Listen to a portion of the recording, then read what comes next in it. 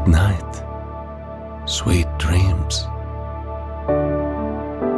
That's what my dad would say to me.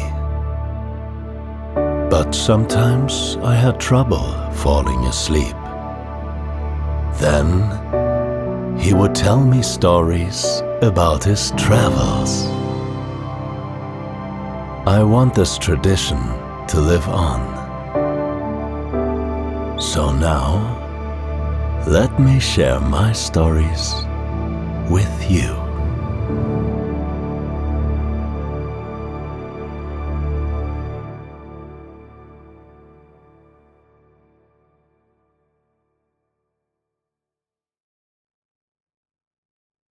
The red glow of the sky spreads across the entire landscape, as if it were pouring down from the firmament onto the earth.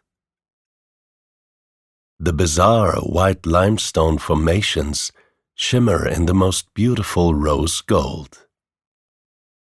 In the hazy morning light, they rise in the distance like fairy tale figures from the desert sand.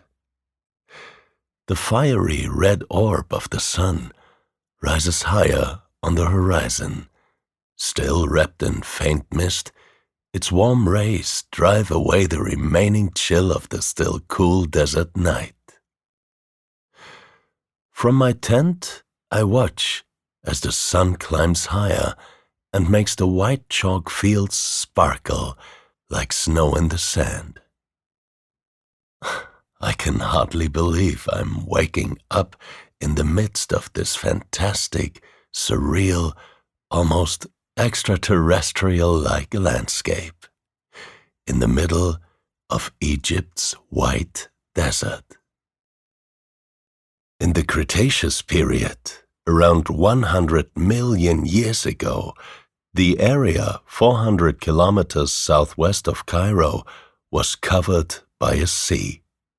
The shells and deposits of countless small animals, mussels, sea urchins, algae, and other microorganisms solidified as firm sediment on the seabed. After the sea receded, wind and weather shaped the chalk deposits into these fantastic forms.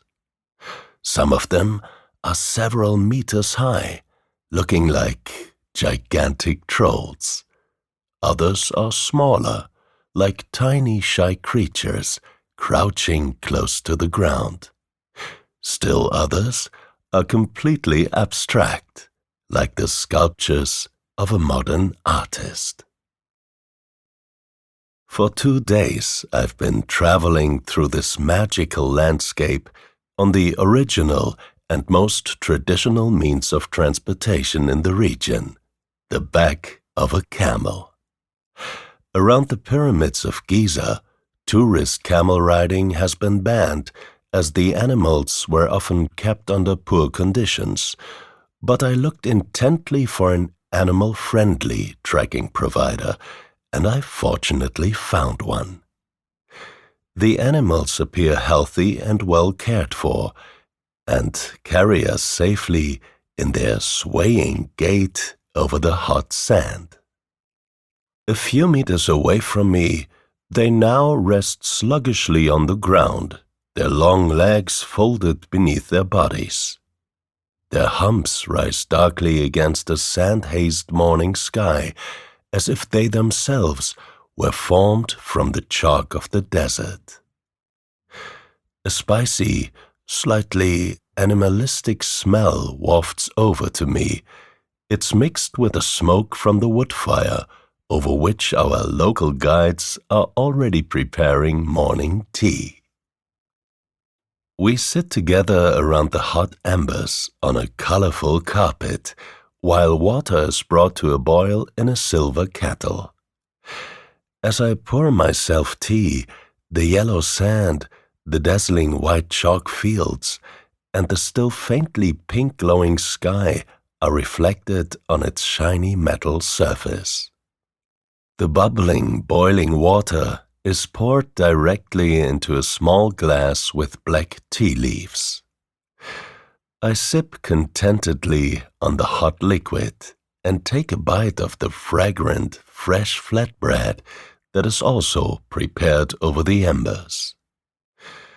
Another desert day is about to begin. A little later, we are high in the saddle of our frugal camels. I have long since grown accustomed to the rocking and now enjoy the swaying of our desert ships. The sun climbs ever higher, and with it the temperature. Like our guides, we are wrapped from head to toe in light cloth, which we moisten with water in the heat. In a long procession, our caravan, with its colorful woven saddles and deep blue cloth, moves through this unreal, dreamlike landscape. Our mounts cast dark shadows that stretch across the sandy, dazzling white ground. Small clouds drift by, and I cannot get enough of the snow-white, smoothly polished sculptures which appear different again and again in the changing light, as if they were living beings that change their mood. Sometimes they glitter blindingly bright, filled with radiant, untamed pride, so that one has to turn an eye in the glare. Sometimes they darken in anger, or are suddenly caught by spectacular rays of light as the clouds break. Even the material from which they are formed seems to be different again and again. Sometimes they appear to be made of ice-cold snow. Sometimes they resemble glittering crystalline sugar loaves. Sometimes they are beige-brown and shaped like giant chanterelle mushrooms or hardened caramel. And so we move through this endlessly vast, dazzling landscape and feel as if we were on the set of a science fiction movie. In the midday heat, we rest near a well in the shade of a single enormous palm tree. There is fresh, sweet fruit, figs and dates, and fresh orange juice, which replenishes our sugar reserves. I sprawl on the ground in the shade. Above me, the crackling palm fronds. Beneath me, the hot desert sand. I look back at the shimmering plain we have already left behind. The billowing hot air in the distance makes the landscape and the white stone figures blur in a gentle motion. I almost expect to see the mirage of an oasis. In the next few days, the landscape changes increasingly, and finally we pass through the foothills of the great sand sea. This is the huge field of sand dunes that stretches over 72,000 square kilometers from eastern Libya into northwestern Egypt. The name is quite fitting. Before us lies an ocean of sand that seems endless, into which the wind has drawn fine wave-like lines. I almost believe I can see the huge dunes gently rising and falling, but in reality they are frozen in the stifling heat, an immobile, uninhabited expanse. As if poured from a creamy liquid, the dunes tower before us, with contrasting shadows and striking, sharply drawn ridges over which the wind drives a delicate veil of sand. The soft feet of our camels sink into the fine sand and leave behind a long trail which, sooner or later, will be erased by the wind. Although it's a fairly monotonous landscape, around us there really is nothing but sand, I am surprised by the varied views it still offers. Sometimes the sand is a rich yellow, like the color of small buttercup flowers. Sometimes it glows in a bright orange red, against which the black silhouettes of the camels, with their long stilt-like legs and curved necks, stand out particularly picturesque. Yet alongside all its beauty, this sea of dunes also radiates something threatening. With its merciless emptiness, without shade and without water, it is indeed a hostile environment, far removed from any human habitation. But life in the midst of this desolation is closer than one might think. North of the great sand sea lies the Siwa Oasis, whose history can be traced back to 1500 BCE. I can well imagine what a relief the saving sight of the green palms and the olive trees must have been to ancient travelers. My heart certainly begins to beat faster as we reach the first foothills of the desert depression.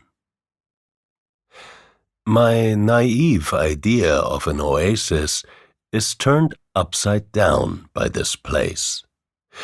I had imagined a small cluster of a few trees and a tiny water source.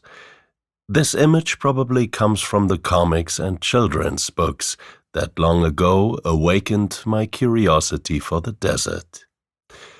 But the Siwa Oasis, which we are now approaching, surpasses this image by far.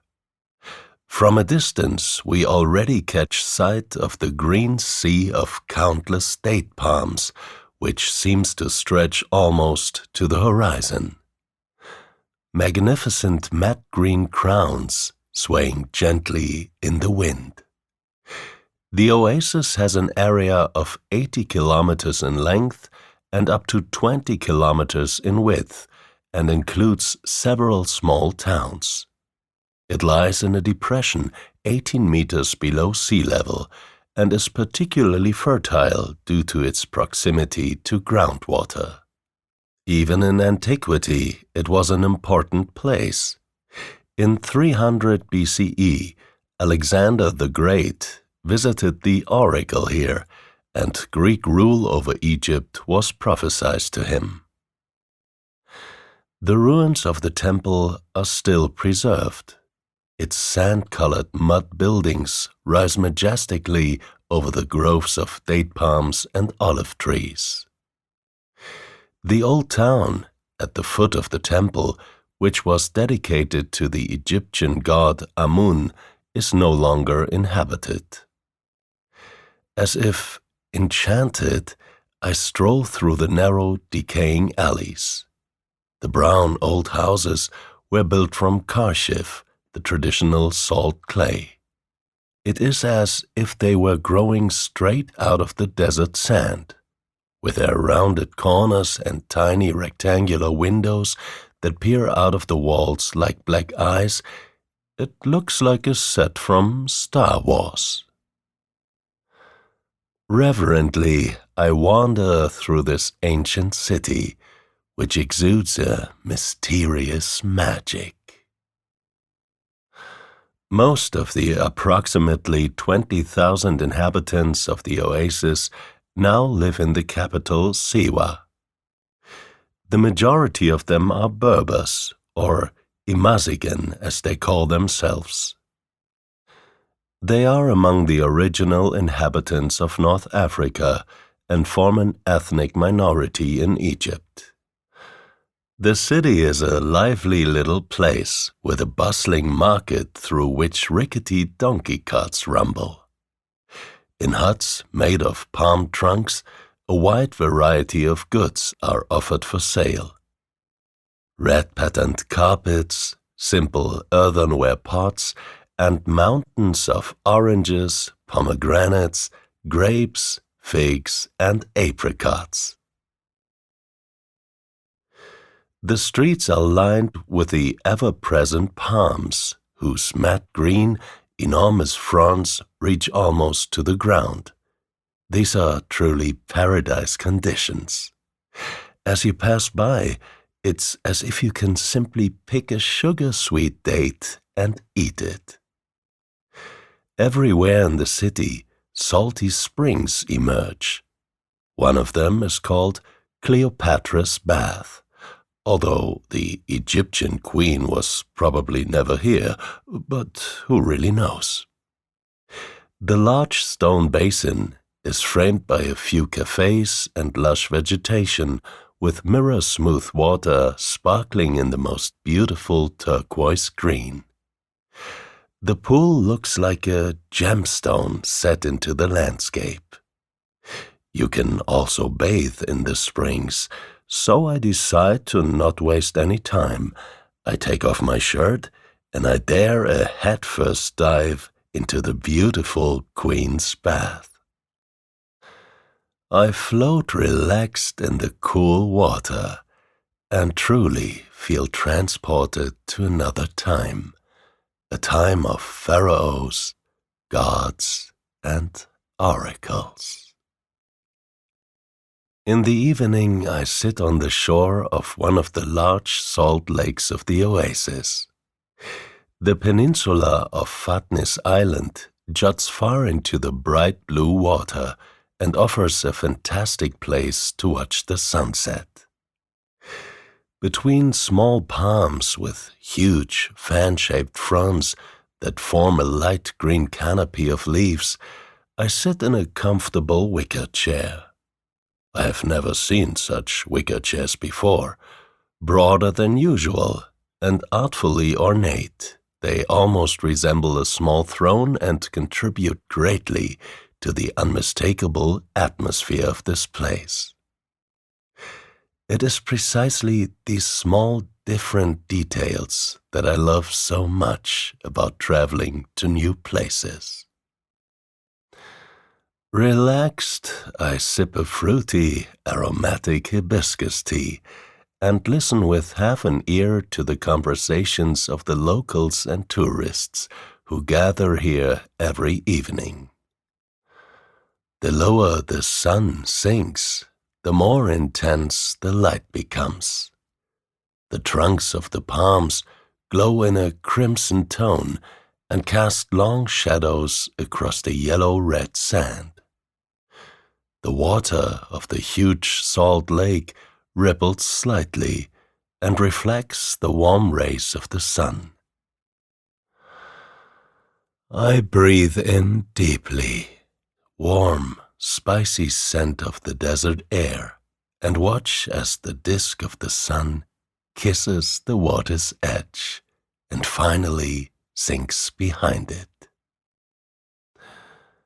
And as the rapidly approaching dusk descends upon us, and night falls on the oasis, the firmament begins to sparkle with thousands upon thousands of silver glittering stars. Back at my accommodation in the oasis, I'm still completely uplifted by the impressions of the day. My traditional mud home is very real. Carpets cover the floor, and the supporting palm trunks are visible in the ceiling. Everything seems a little crooked, but very cozy. The light comes from candles and oil lamps, which fill the room with a gentle yellow glow. Tired, but content, I sink into bed. The last few days were a dream of endless yellow sand, of starry vaults, of swaying camels and strange limestone figures, of oracles and oases, of date palm groves and mirror-smooth salt lakes. I wonder what the dreams of this night might still have in store for me. With a faint smile, I let go and sink into the soft, warm sand of sleep.